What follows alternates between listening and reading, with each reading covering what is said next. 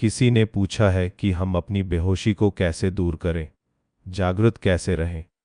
एक स्थान पर बैठकर जबरदस्ती आंखें बंद करके मुझे खुद को नहीं जानना, मुझे आत्मज्ञानी नहीं होना, बस होश में जीना है, वर्तमान में जीना है।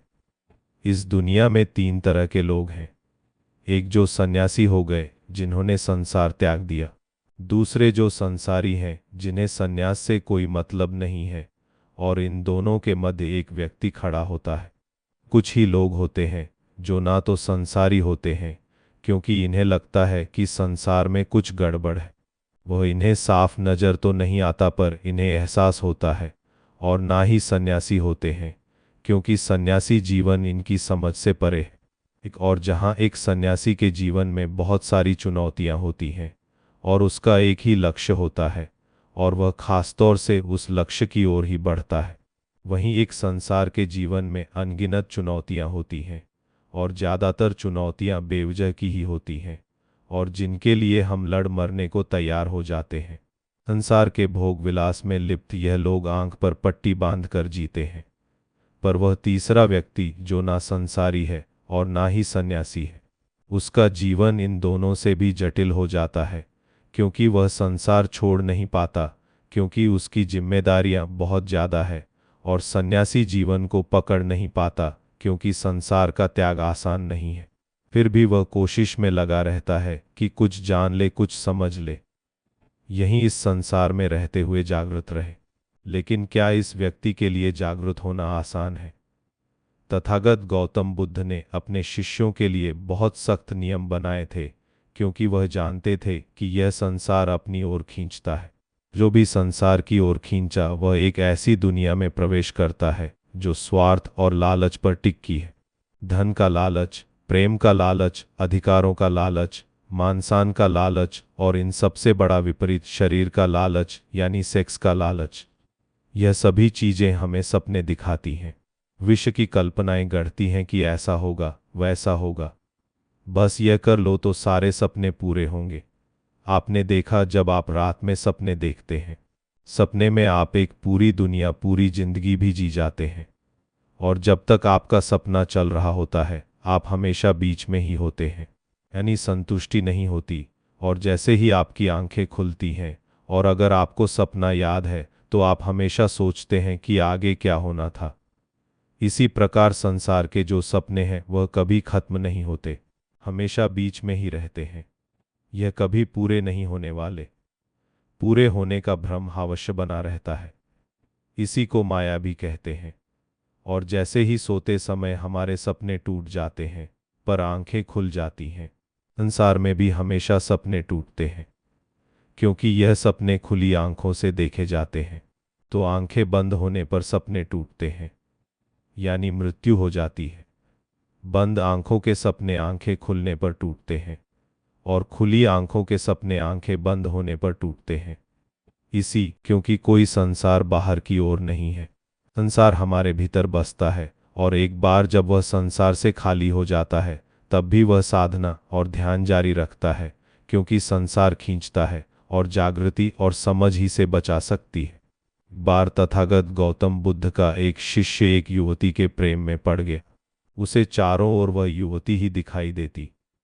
बुद्ध अपने शिष्य के बारे में जानते थे, लेकिन बुद्ध चाहते थे कि वह खुद से खुद की समझ से इस संसार के लालच से बाहर आ सके।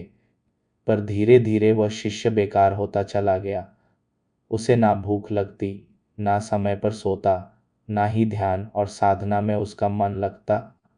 वह आलसी हो गया था। वह किसी भी बहाने से बस उस युवती से मिलने निकल जाया करता। जब बुद्ध ने देखा उनका शिष्य खुद की समझ से संभल नहीं रहा, तब बुद्ध ने उस शिष्य को चेताया और कहा, कितनी बार गलती करोगे? हर बार एक ही गलती को दोहराना उचित नहीं। तुम हर बार गिरे हो, हर बार पछताए हो, फिर भी उसी गड्ढे में गिरने की तैयारी कर रहे हो। समझ जाओ, जाग जाओ। पर उस शिष्य को संसार ने एक रात विहार छोड़कर वह चला गया और उस युवती के साथ विवाह रचा लिया। कुछ वर्षों बाद वह शिष्य चोरी करते हुए पकड़ा गया। राजा ने उसे मृत्युदंड दिया। जब शिष्य को सिपाही पकड़ कर ले जा रहे थे तब वहां से तथागत गौतम बुद्ध गुजरे। बुद्ध को देखते ही उसे याद आ गया कि वह बुद्ध का शिष्य था। उसकी राह कुछ और थी, उसकी खोज कुछ और थी। वह इस मार्ग पर भटक कर आ गया है। वह क्या हो गया है? एक चोर बनकर रह गया है। बुद्ध ने अपने शिष्य को पहचाना और उसके पास आकर कहा, समय अभी भी नहीं निकला। हर बार पछताए हो, पछताते ही रहे हो। कितनी, अब जब सब छूटने ही वाला है तो किसका इंतजार कर रहा है? स्मृति को जागृत कर, देख तू कौन है। बुद्ध की बात उस शिष्य की समझ में आ गई। उसकी समझ का एक दायरा खुल गया और उसने अपने ध्यान को याद किया और वह तुरंत ही ध्यान में उतर गया। उसका रूप परिवर्तित हुआ। जो चोर दिखता था अब तेजस्वी सन्यासी दिखाई दे रहा था। राजा को जब यह बात पता चली तब राजा ने खुद उस चोर को देखा और कहा, यह चोर नहीं हो सकता। राजा ने उस शिष्य से पूछा, क्या वाकई तुमने चोरी की थी? अगर तुम कह दोगे कि तुमने चोरी नहीं की थी तो मैं तुम्हें छोड़ दूंगा। शिष्य ने कहा, राजन, जान बचाने का लालच भी लालच होता है और मुझे यह लालच नहीं है। मैंने इस संसार में रहकर चोरी की, यह सत्य है। इस संसार में हर कोई चोर है। हर किसी को चोर बनना ही पड़ता है। कोई धन की चोरी करता है, कोई प्रेम की चोरी करता है, कोई सम्मान की चोरी करता है, कोई विचारों की चोरी करता है। बिना चोरी के इस संसार में कोई काम नहीं। यहाँ सब लुटेरे हैं लेकिन जो लूटने को तैयार है वही सन्यासी है। राजा उस शिष्य की बात से प्रभावित हो गया और उसने उस शिष्य का, वह संसार में रहकर ही जागृति चाहता है तो उसके लिए उसका मार्ग कितना कठिन होगा। लेकिन कोई भी चीज़ या कोई भी मार्ग तब तक ही कठिन है जब तक कि हम उसे कठिन मानते हैं। वास्तव में सारा खेल संकल्प का है। संकल्प शक्ति जहाँ जागृत हो जाती है। अब जागृत हो जाने से मतलब यह मत लगा लेना, इसे जागृत करना कोई कठिन काम है। बस संकल्प लेना है और उसे पूरा करना है। इसमें समस्याएं आती हैं। संकल्प टूटने का पूरा पूरा खतरा रहता है और टूट भी जाता है तो क्या डर, फिर से कोशिश करो, मगर अधूरी कोशिश मत करना। अधूरी कोशिश खुद को धोखा देने जैसी होती है। पूछा है कि बिना ध्यान में बैठकर, बिना जबरदस्ती आंखें बंद कर मैं जागृत कैसे हो सकता हूँ? वास्तव में इस संसार में इतना सोच पाना भी कि मुझे जागृत होना है, जागृति की ओर पहला कदम बढ़ाने जैसा है। और यह वही सोच सकता है जिसकी आंखों में कुछ रोशनी आ गई हो, जो कुछ दिख पाने में सक्षम हो, जो संसार की माया का थोड़ा बहुत ही सही अनुभव कर पा रहा हो। परंतु कुछ लोग ध्यान की ओर या जागृति की ओर इसलिए भी खींचते हैं क्योंकि वह इसे संसार का हिस्सा बना लेते हैं कि हम ध्यान करेंगे तो हमें कुछ बड़ा मिलेगा, कुछ खास होगा, कुछ चमत्कार होगा, इस दुनिया में हमारा कुछ नाम होगा। और यह सब भी संसार की एक माया है कि आप ध्यान भी कहते हैं, जागृत भी होना चाहते हैं। जिंदगी भर अपने आप को बड़ा ज्ञानी और ध्यानी साबित करने में ही लगे रहते हैं। कोई आपको छोटा कह दे, संसार से बिल्कुल अलग अपनी साधना में ही लगे रहते थे। उनके लिए नियम बहुत कठोर थे। दूसरे शिष्य जो संसारी थे, जिन्हें उपासक कहा जाता था, इनके लिए नियम अलग थे। ये शादी कर सकते थे, व्यापार कर सकते थे, संसार के सभी काम कर सकते थे, पर इन्हें भी कुछ नियम मानने होते थे। जैसे चोरी नहीं करना, झूठ नहीं बोलना, नशा नहीं करना, अत्यधिक धन इकट्ठा नहीं करना, लोगों की मदद करना, लालच नहीं करना, सही दृष्टि उत्पन्न करना। भिक्षु के पास जाकर ध्यान की शिक्षा, दीक्षा लेना ऐसा इसलिए किया जाता था कि जो उपासक हैं वह जागृत रह सकें, वह संसार में रहकर भी संसार से दूर रह सकें। इससे पहले कि हम जागृति के मार्ग पर आगे निकले, ध्यान, होश या जागृति का मतलब समझ लेना जरूरी है। हमने अपने लिए इन शब्दों के बहुत बड़े मतलब बना रखे हैं। ध्यान का नाम लेते ही पता नहीं आपको क्या हो जाता है। आपके दिमाग में बहुत सारी चीज़ें चलने लगती हैं। कुंडली चक्र वगैरह बहुत कुछ, सब कुछ, जबकि ध्यान का मतलब उसके शब्द में ही छुपा है। ध्यान का मतलब है, ध्यान जरूरी नहीं है कि आप आंखें बंद कर बैठकर अपनी सांसों पर ही ध्यान दें। आप खाते हुए अपने खाने पर ध्यान दे सकते हैं। आप किसी पेड़ पर ध्यान दे सकते हैं जो हवा से हिल रहा हो। आप किसी संगीत पर ध्यान दे सकते हैं। ध्यान का मतलब सिर्फ इतना ही है कि हम अपने आप को एकत्रित कैसे कर सकें, क्योंकि हम बिखरे हुए रहते हैं। हर पल पल में हम कहीं से कहीं पहुंच जाते हैं। किसी एक जगह पर ठहराव होता ही नहीं है। तो ध्यान केवल हमें एक ठहराव देता है कि हम उस पल में जी सकें जिस पल में हम जी रहे हैं। जब आप अपने कमरे में होते हैं और ऊपर छत का पंखा चल रहा होता है तो वह कुछ आवाज़ करता है। कितनी बार आपने उसकी आवाज़ सुनी है? पूरी रात में एक बार भी आपका ध्यान उस पंखे पर या उस पंखे की आवाज़ पर नहीं जाता, क्योंकि तुम बिखरे हुए हो।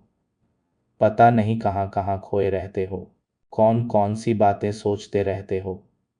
तो तुम्हारा ध्यान किसी एक चीज पर कैसे जा सकता है?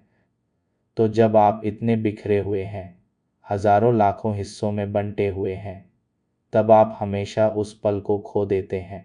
इस पल में हम जी रहे होते हैं और ध्यान देने से, ध्यान करने से आप एकत्रित होते हैं।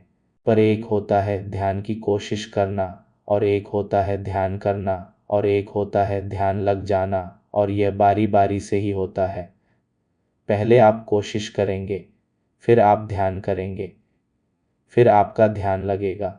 किसी भी एक चीज पर आप चीज पर भी ध्यान लगाएंगे, उस वस्तु या चीज को महसूस कर पाएंगे। पूरे प्राण से खुद पर ध्यान लगाएंगे तो खुद को भी महसूस कर सकेंगे। जरूरी नहीं है कि आपको आंखें बंद कर जबरदस्ती बैठना है, पर एक संकल्प लेना होता है जो आप में शक्ति का संचार करता है। संकल्प विद्रोह छेड़ता है संसार के खिलाफ, आपके आपके मन के खिलाफ, और आपको जागने में मदद करता है। जब आप संकल्प लेते हैं कि मैं 5 मिनट अपनी सांसों पर ध्यान दूंगा, तब ध्यान के एकत्रित होने के कारण वास्तव में आपका ध्यान लगने की तैयारी कर रहा है, क्योंकि इतना शोर, इतने विचार आपके अंदर पहले से ही है, लेकिन ध्यान ना देने की वजह से आपको दिखाई नहीं देते, सुनाई नहीं देते। लेकिन जैसे ही आप ध्यान लगाते हैं, सब सुनाई और दिखाई देने लगता है, और आप घबराते हैं कि यह क्या। ध्यान का मतलब होता है विचारों का ना होना, और यहाँ तो विचार ही विचार है नहीं, ऐसा नहीं है। ध्यान का मतलब होता है देखना, जो जैसा है वैसा ही देखना। विचार है तो विचारों को भी देखना। किसी ने पूछा था कि मेरे मन में गंदे ख्याल आते हैं और गंदे ख्यालों से बचने के लिए मैं ध्यान करता हूँ, तो ध्यान में और ज़्यादा गंदे विचार आते हैं। मैं क्या करूँ? हमारा मन घर की तरह होता है। जिस प्रकार हम घर में सामान सजाते हैं, उसी प्रकार हम मन के अंदर भी विचारों को सजाते हैं। जब हम बहुत व्यस्त रहते हैं तो घर की सफाई नहीं करते, अपना काम करते हैं और चले जाते हैं। लेकिन एक दिन आपका ध्यान आपके घर की साफ सफाई पर जाता है। तब आप ध्यान से अपने घर की साफ सफाई करते हैं।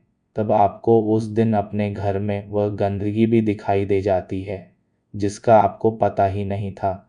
इसी प्रकार जब आप अपने मन की सफाई करने के लिए ध्यान करते हैं, तो जो गंदगी आपने जाने अनजाने में मन में बसा रखी है, वह तो दिखाई देगी ही, और तभी तो आप उसकी सफाई कर सकेंगे। तो इन विचारों से भागना नहीं है, इन्हें देखना है। देखोगे तभी तो विचार शून्य हो सकोगे। अब यह शून्य शब्द भी बड़ा कॉम्प्लिकेटेड है। जहाँ शून्य कह दो, वहाँ पता नहीं आप क्या क्या सोच बैठते हैं। हमारी समस्या की जड़ हमारा सोचना ही तो है। जब हम निर्विचार होकर सोचते हैं तो सत्य को पाते हैं। पर जब हम अपने पूर्व विचारों से, इसलिए ज़्यादा दिमाग पर जोर ना डालते हुए ध्यान करो। ध्यान तो करना ही पड़ेगा, ध्यान तो लगाना ही पड़ेगा। आंखें बंद कर नहीं कर सकते तो आंखें खोल कर कर लो। अपने भीतर ध्यान नहीं लगा सकते तो बाहर ही ध्यान लगा लो। सांसों पर नहीं लगा सकते तो किसी चिड़िया की आवाज़ पर लगा लो, किसी संगीत पर लगा लो। कैसे भी करके अपने आप को एकत्रित करो। जैसे ही आप एकत्रित होते हैं, वर्तमान में आना नहीं पड़ता, वर्तमान में हो जाते हैं। और जिस आनंद की बात, जीवन आसान नहीं है पर जीवन ही आसान है। इसे समझ कर देखो, तुमने कोई जन्म लेने के लिए बहुत मेहनत नहीं की है। जो जीने के लिए इतनी मेहनत कर रहे हो और मृत्यु से डर रहे हो, जीवन का अवसर है। इसका उपयोग जीने के लिए करो, कंफ्यूज होने के लिए नहीं। जिंदगी भर चिंता में मरोगे तो जियोगे कब?